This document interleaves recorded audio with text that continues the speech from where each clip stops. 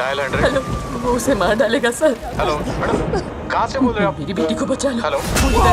तुम्हें पता है कि तुम किसके सामने खड़े? एक वार्निंग है, मूवी देखते हुए एक हिदायत है आपको कि अपना आपा ना खोएं। याद रखें कि आप सिनेमा में कुर्सी पर बैठे हैं, शैतान के सामने या कबीर के घर में नहीं। कई जगहों पर आपको गुस्सा भी आएगा, चिल्लाने और डर का एहसास होगा, लेकिन जो डर गया वो मर गया। जो डर गया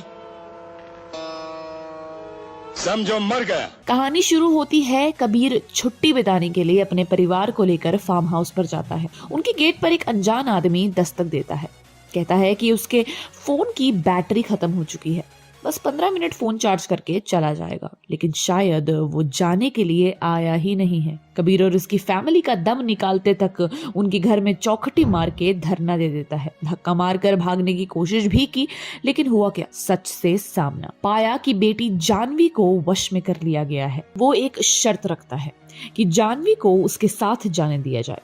कबीर और ज्योति नहीं मानते। उनके मुंह से हाँ निकलवाने के लिए वो उनकी जिंदगी तमाम कर देता है। वो शैतान उनकी आंखों के सामने उनकी बेटी को चाय पत्ती खिलाता, छोटे भाई ध्रुव को जान से मारने को कहता। जानवी का आपा खो गया है। अब कबीर बेटी को कैसे बचाएगा और शैतान उर्फ वनराज क्या करेगा? आगे यही है पूरी कहानी जो हमने ट्रेलर में देख ली थी। अब बात करें मूवी की, तो किसी भी हॉरर फिल्म के एलिमेंट को उठाने की जिम्मेदारी दो बातों पर आकर टिकती है, साउंड और सिनेमेटोग्राफी। आर माधवन की इंट्रोडक्शन एंट्री ऐसी हुई है कि आपको उसके हाव भाव से पता चल जाएगा कि ये बंदा जाने के लिए तो आया ही नहीं है। उसमें यूज हुए साउंड आपको वार्निंग देते हैं, समझ जाओ बॉस, आगे खतरा है। फिल्म में एक सीन है जहां वनराज जानवी को हंसने के लिए कहता है। वो कहता है कि जब तक मर नहीं जाती तब तक हंसती रहो। जानवी बुरी तरह हंसने लगती है। कबीर अपना सिर पकड़कर बेचैन होने लगता है और ये अनकंफर्टनेस आप फील करेंगे, ये दावा है मेरा। ये कमाल है साउंड इफेक्ट्स का। अब यहाँ एक स्पॉइलर है, जरा ध्यान से। Copied scenes boss. इसमें एक और हॉरर फिल्म का रेफरेंस देखने को मिलता है। एक जगह जानवी अपने भाई की जान लेने को आतुर है। वो दरवाजा बंद कर देता है। जब जानवी दरवाजे पर हथौड़े से हमला करके उसे तोड़ने की कोशिश करती है, तब वह अपनी कोशिश में कामयाब हो जाती है। तब आपकी आंखों के सामने द शाइनिंग का हियर्स जॉनी वाला सीन आंखों के सामने आ जाता है। विकास बहल की डायरेक्शन में बनी फिल्म जो माहौल बनाती है उसे हल्का नहीं पड़ने देती। कुछ सीन्स में कैमरे का काम इसी माहौल को एलिवेट करने का काम करता है। एक सीन में जानवी झूले पर खड़ी होकर उसे तेजी से चलाने लगती है। उसके घर वालों को डर लगता है कि गिरकर खुद को और अपने भाई को चोट ना पहुंचा दे। उस सीन में कैमरा कुछ शॉट्स में झूले के साथ उसी स्पीड पर चलता हुआ दिखता है।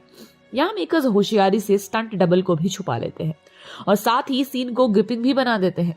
बाकी फिल्म का भयंकर माहौल ऐसा असर डालता है कि एक पॉइंट पर पानी में तैर रहा रबड़ का मगरमच्छ भी अजीब और डरावना लगना लगता है। साहित्य और सिनेमा में एक थ्योरी है जिसे चेकॉव्स गन कहा जाता है। ये थ्योरी कहती है कि अगर हम दीवार पर चिड़िया लटकी हुई देख रहे हैं तो उसे कहानी के आगे इस्तेमाल किया जाना जरूरी है। यानी हर चीज को कहानी में किसी मोटिव के साथ जोड़ना जरूरी है, कुछ भी बस ऐसे ही नहीं हो सकता। शैतान में ऐसी कई डिटेल्स थी जिन्हें मेकर्स ने रैंडम तरीके से ड्रॉप किया और फिर उन्हें इस्तेमाल भी किया। फिल्म की डिटेलिंग पर कैसे काम हुआ उसका एक एग्जाम्पल बताते हैं।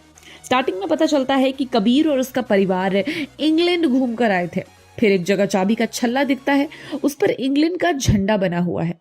ये ऐसा किया गया है क्योंकि आप कहीं से आए और याद के तौर पर निशानी ले आए। मेकर्स ये छल्ला ना भी रखते तो कहानी पर कोई असर नहीं पड़ता, लेकिन ऐसी चीजें आपको कहानी की दुनिया में इन्वेस्टेड रखने से एक कदम और करीब ले जाती हैं। अब स्टार्स की बात करें तो अजय देवगन कबीर बने हैं। जैसी जरूरत थी उन्होंने वैसा ही काम किया है। उनके कंट्रोल में रहकर एक्ट करना ही उनकी सबसे बड़ी जीत है। उनके गुस्से वाला सीन में देखकर लगता है कि इस आदमी के मन में पहले से ही उबाल आ रहा था और किस कदर बाहर निकलता है। कबीर की पत्नी ज्योति का रोल ज्योतिका ने किया है। एक सीन है जहां ज्योति इतनी ज्यादा हिंसा देख चुकी है कि मानो उसे अब किसी भी चीज से फर्क नहीं पड़ने वाला है। आप अपने आंखों के सामने घिनौनापन होते हुए देख रहे हो, बस कुछ कर नहीं सकते। किरदार वो बेबसी ज्योतिका लेकर आती है। वनराज बने आर माधवन किसी स्विच की तरह काम करते हैं। एक पल में ये आदमी तेजी से बोलेगा कि मेरे सामने झुको, मैं तुम्हारा भगवान हूँ, और अगले ही पल सोफे पर कमर सीधे करते हुए कैजुअल ढंग में चाकू से मारने का आदेश दे डालेगा। आर माधवन अपने किरदार में जो क्यूरियोसिटी रखते हैं, जो उसे इंटरेस्टिंग भी बनाता है। 2 घंटे 12 मिनट के रन टाइम में बनी शैतान आपको एंगेज करके रखती है। एक पॉइंट पर आपको आइडिया लग जाता है कि कहानी कैसे खत्म होगी, लेकिन उसके बावजूद भी ये आपके ध्यान पर से अपनी पकड़ छूटने नहीं देगी। हमें कमेंट करके बताएं कि आपका फिल्म पर क्या राय है। And till then keep watching Bollygrad studios. Become an actor in Bollywood. WhatsApp hi to 8828850088.